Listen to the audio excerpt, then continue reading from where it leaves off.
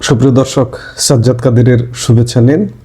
নতুন সরকার, বিএনপি সরকার 3 মাস আজকে পূর্ণ হয়ে যাচ্ছে। আগামীকাল 4র্থ মাসে পড়বে। বিশেষ করে কূটনৈতিক সম্পর্ক, ভারতের সাথে কূটনৈতিক সম্পর্কটা কেমন বুঝছেন? আমি তো ভালো বুঝছি না। নির্বাচনের আগে পরে কয়েকদিন বিএনপি সরকার ভারতের সাথে খানিকটা তাল মিলিয়ে চলবার চেষ্টা করলেও যেন ধীরে ধীরে খোলস থেকে বেরিয়ে আসছে বিএনপি এবং অন্যান্যরা, জামাত, এনসিপি বা অন্যান্য যে দলগুলো আছে তারা তো আছেই ভারত বিরোধিতার সুযোগ মতো তারা ভারত বিরোধিতা করে, খানিকটা চুপ থাকে, আবার করে। কিন্তু বিএনপিও আস্তে আস্তে খোলস থেকে বেরিয়ে আসছে। বিএনপির সাথে ভারতের যে সম্পর্ক হবে না, আমি এটা অনেকদিন ধরেই বলছি, বেশ কিছুদিন যাবতই বলছি। নির্বাচনের আগে পরে একটু সম্পর্ক ভালো দেখলেও অন্ততপক্ষে গত মাসখানেক ধরে বলছি যে ভারত এবং বিএনপি, বিজেপি বিএনপি এই সম্পর্ক হবে না। সর্বশেষ উদাহরণ পশ্চিমবঙ্গ বিধানসভা নির্বাচন। সেই নির্বাচনে যখন বিজেপি পশ্চিমবঙ্গের মসনদে এলো, তখন বিএনপির ভারত বিরোধিতা খোলস থেকে বেরিয়ে এলো। 2001-06 সালের কথা নিশ্চয়ই বাংলাদেশের মানুষের এবং ভারতেরও মনে থাকবার কথা। বিশেষ করে 7 সিস্টার্স নিয়ে বিএনপি সরকারের সেই আমলে কি হয়েছিল। আজকে যদি ভারত বিষয়টাকে আমলে না নেয়, 2001-06 যা হয়েছে তার থেকেও বাংলাদেশ থেকে 7 সিস্টার্স নিয়ে ভয়ঙ্কর কিছু ঘটতে পারে।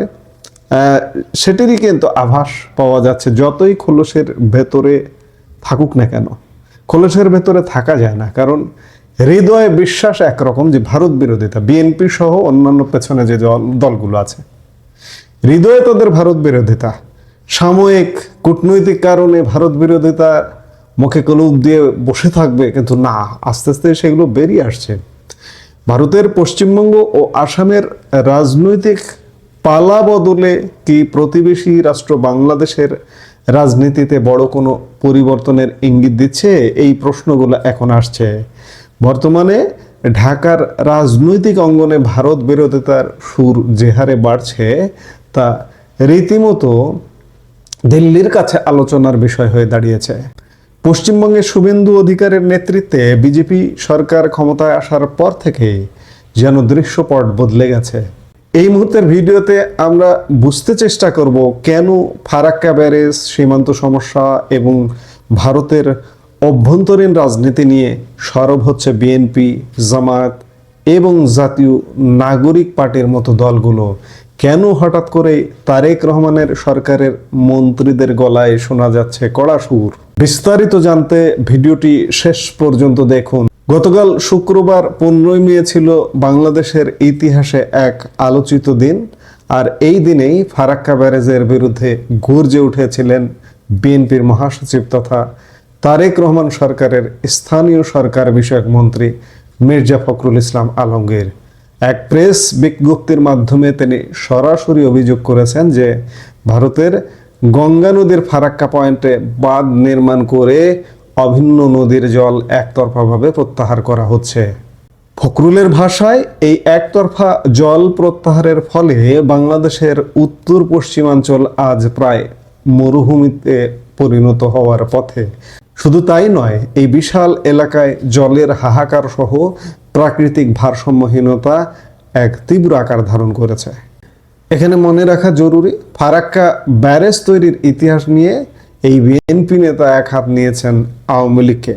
তার অভিযোগ, অতীতে আওয়ামী লীগ সরকারের বদান্যতাতেই ভারত এই ফারাক্কা ব্যারেজ তৈরির সুযোগ পেয়েছিল। ফারাক্কা ইস্যু নিয়ে কথা বলতে গেলে মাওলানা আব্দুল হামিদ খান ভাসানীর নাম আসতেই হয়। একসময় মাওলানা ভাসানীর ডাকেই লক্ষ লক্ষ মানুষ ফারাক্কা অভিমুখে লং মার্চ করেছিলেন। তাদের সংকল্প ছিল ভারতে প্রবেশ করে ফারাক্কা ব্যারেজ ভেঙে দেওয়া। সেই ঐতিহাসিক আন্দোলনের চেতনাকে যেন নতুন করে জাগিয়ে তুলতে চাইছে বর্তমান বাংলাদেশের রাজনৈতিক শক্তিগুলো। মির্জা ফখরুলের বক্তব্যে সেই ঐতিহাসিক ক্ষোভের প্রতিফলন স্পষ্ট। ভাসানী ভাঙতে চেয়েছিলেন ফারাক্কা। আজকে বাংলাদেশের এই যে রাজনৈতিক দলগুলো কি ভারতে ঢুকে পড়ে ফারাক্কা ভাঙবেন নাকি? ফারাক্কার চুক্তি, আমাদের একটা চুক্তি আছে 30 বছর মেয়াদি, এই যে ডিসেম্বরে এটার মেয়াদ শেষ হয়ে যাচ্ছে। যতদূর ধারণা করছি এই চুক্তিটা খুব একটা সন্তোষজনকভাবে হবে না, হলেও একটা কোনো লামসাম কোনো রকম একটা চুক্তি হলে হতে পারে, কিন্তু আমাদের জন্য খুব একটা ভালো কিছু হবে না। পশ্চিমবঙ্গের বিধানসভা নির্বাচনে শুভেন্দু অধিকারীর নেতৃত্বে বিজেপি ক্ষমতায় আসার পর থেকেই বাংলাদেশে এক ধরনের অস্থিরতা লক্ষ্য করা যাচ্ছে। মজার ব্যাপার হলো, ভারতের এই রাজনৈতিক পরিবর্তনে বাংলাদেশের আওয়ামী লীগ এবং জাতীয় পার্টি শুভেন্দু অধিকারীকে শুভেচ্ছা জানালেও বিএনপি, জামাতে ইসলামী এবং জাতীয় নাগরিক পার্টির নেতারা কিন্তু সেই পথে হাঁটেননি, বরং দিন যত গড়াচ্ছে তাদের ভারত বিরোধিতার সুর ততটাই তীব্র হচ্ছে। রাজনৈতিক দলগুলোর পাশাপাশি সাধারণ মানুষের মধ্যেও এর প্রভাব পড়ছে। সোশ্যাল মিডিয়ায় এমন অসংখ্য ভিডিও ছড়িয়ে পড়েছে যেখানে দাবি করা হচ্ছে যে পশ্চিমবঙ্গ ও আসামে মুসলিমদের ওপর নিপীড়ন চালানো হচ্ছে। বিশেষ করে ফল প্রকাশের পরদিন নিউ মার্কেটে বুলডোজার অভিযানের ছবি বাংলাদেশের নেটিজেনদের মধ্যে ব্যাপক প্রতিক্রিয়া সৃষ্টি করেছে। প্রচারণা চলছে যে বিজেপি ক্ষমতায় আসতে সেখানে সংখ্যালঘুদের জীবন অতিষ্ঠ করে তুলেছে। গতকাল 15 মে একই দিনে রংপুরে এক সুধী সমাবেশে জামাতে ইসলামের আমির শফিকুর রহমান সীমান্ত সমস্যা নিয়ে উদ্বেগ প্রকাশ করেন। তিনি বলেন, সীমান্তে আমাদের অনেক সমস্যা রয়েছে এবং আরও নতুন নতুন সমস্যা উকি দিচ্ছে। তিনি আল্লাহর কাছে সাহায্য প্রার্থনা করে দেশবাসীকে বীরত্বের সঙ্গে এই সমস্যা মোকাবেলা করার আহ্বান জানান। অন্যদিকে ঢাকায় এক সমাবেশে এবি পার্টির সাধারণ সম্পাদক আসাদুজ্জামান ফুয়াদ সরাসরি বিজেপিকে একটি ফ্যাসিস্ট শক্তি হিসেবে আখ্যা দিয়েছেন।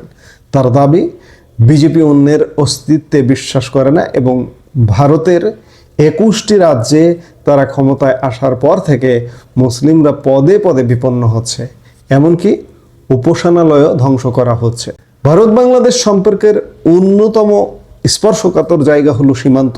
বিএনপি সরকারের বর্তমান মেয়াদে ভারত বিরোধিতার সূত্রপাত করেছিলেন প্রধানমন্ত্রী তারেক রহমানের বিদেশ বিষয়ক উপদেষ্টা হুমায়ুন কবির। ঘটনাটি ঘটেছিল যখন শুভেন্দু অধিকারীর সরকার সীমান্তে কাঁটাতারের বেড়া দেওয়ার জন্য বিএসএফকে জমি দেওয়ার সিদ্ধান্ত নেয়। এর প্রতিক্রিয়ায় হুমায়ুন কবির সোজাসুজি জানান, বাংলাদেশ ও বাংলাদেশিরা কাঁটাতারের ডরায় না। তিনি অতীতের কিছু অবাঞ্ছিত ঘটনার কথা স্মরণ করিয়ে দিয়ে হুঁশিয়ারি দেন যে ভবিষ্যতে এমন কিছু ঘটলে বাংলাদেশ কড়া জবাব দেবে। পাশাপাশি জাতীয় নাগরিক পার্টির আহ্বায়ক নাহিদ ইসলাম এবং অন্যান্য নেতারাও ভারতের অভ্যন্তরীণ রাজনীতি ও সীমান্ত নিয়ে সরব হয়েছেন। তাদের দাবি, ভারতের নতুন রাজনৈতিক সমীকরণ বাংলাদেশের সার্বভৌমত্ব ও মুসলিমদের স্বার্থের পরিপন্থী। সব মিলিয়ে যেটি দেখা যাচ্ছে যে গঙ্গার জল বন্টন থেকে শুরু করে সীমান্ত নিরাপত্তা, প্রতিটি ইস্যুই এখন নতুন করে উত্তপ্ত হয়ে উঠছে। পশ্চিমবঙ্গের রাজনৈতিক পট পরিবর্তন যে ঢাকার রাজনীতিতে এতটা প্রভাব ফেলবে তা হয়তো অনেকেই আজ করতে পারেননি। এখন দেখার বিষয়, আগামী দিনে দুই দেশের কূটনৈতিক সম্পর্ক কোন পথে হাঁটে। আমি কিন্তু বলছি যে তারেক রহমানের সাথে ভারতের কূটনৈতিক সম্পর্ক ইউনূসের সাথে কি খারাপ ছিল, তার থেকেও ভয়ঙ্কর খারাপ হবে দিনকে দিন যদি এই সরকারটি কন্টিনিউ করে, এবং আমরা নানা রকম সমস্যার মধ্যে পড়ব। ব্যবসা বাণিজ্য, অর্থাৎ আমি বারবার একটা কথা বলি না যে জলে স্থলে অন্তরিক্ষে ভারত মারবে, ভারত মারতে পারে। আসলে নো দাই সেলফ, সেই বিখ্যাত কথা যে নিজেকে চিনি, নিজেকে জানি। এই নিজেকে জানি যেমন একজন ব্যক্তির ক্ষেত্রে প্রযোজ্য, ঠিক তেমনি রাষ্ট্রের ক্ষেত্রেও প্রযোজ্য। আমি রাষ্ট্রের নীতি নির্ধারক, আমি রাষ্ট্র চালাই, আমি রাষ্ট্রের রাজনৈতিক দলের বড় বড় বাঘা বাঘা নেতা, কিন্তু আমার রাষ্ট্র ব্যবস্থা, আমার অবস্থান সম্পর্কে আমি জানি না। আমি গায়ে পড়ে যৌক্তিক প্রতিবেশীর সাথে ঝগড়ায় লিপ্ত হই, যার পরিণতি বাংলাদেশের জনগণ ভোগ করে। বাংলাদেশের জনগণ ইতিমধ্যে ভোগ করতে শুরু করেছে, সামনের দিনগুলোতে আরও ভোগ করবে। এবং সবচেয়ে বড় সমস্যা হবে যে নেইবারহুড ফার্স্ট ভারতের যে পলিসি, সেটা বাংলাদেশেরও হওয়া উচিত। কিন্তু বাংলাদেশ নেইবারহুড ফার্স্ট নয়, প্রতিবেশী আগে নয়, প্রতিবেশীকে টপকিয়ে পাকিস্তানে চলে যায়, চীনে চলে যায়, যুক্তরাষ্ট্র চলে যায়, যুক্তরাষ্ট্রের প্রেসক্রিপশনে এখন চলছি আমরা। এর পরিণাম বাংলাদেশের জনগণকে ভোগ করতে হবে। এখন দেখার বিষয় যে সামনের দিনগুলোতে ভারত বাংলাদেশ কূটনৈতিক সম্পর্ক, এই যে আমরা যেটি বলছি যে চরম খারাপের দিকে যাবে, সেটি ঘটে কিনা দেখতে হলে আমাদের নিশ্চয়ই অপেক্ষা করতে হবে। এই মুহূর্তের ভিডিও থেকে বিদায় নিতে চাইছি। দেখা হবে পরবর্তী ভিডিওতে। সে পর্যন্ত ভালো থাকুন, সুস্থ থাকুন। আমাদের ভিডিওগুলো নিয়মিত পেতে সাবস্ক্রাইব করুন Sajjad Kadir and the legends YouTube channel এবং লাইক, কমেন্ট, শেয়ার করে সাথে থাকুন।